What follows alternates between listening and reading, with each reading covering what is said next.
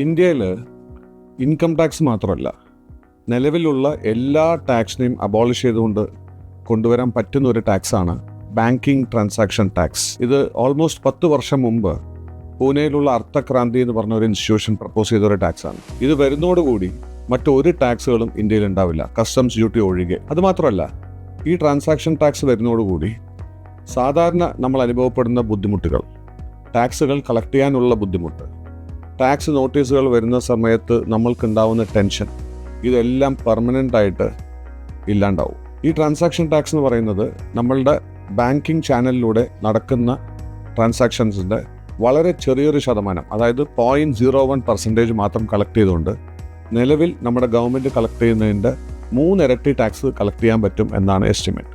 ഗവൺമെൻറ്റിന് യാതൊരു രീതിയിലുള്ള ബുദ്ധിമുട്ടോ ചെലവോ കൂടാതെ ഈ പീപ്പിൾ ഫ്രണ്ട്ലി ടാക്സ് കളക്ട് ചെയ്യാൻ പറ്റും.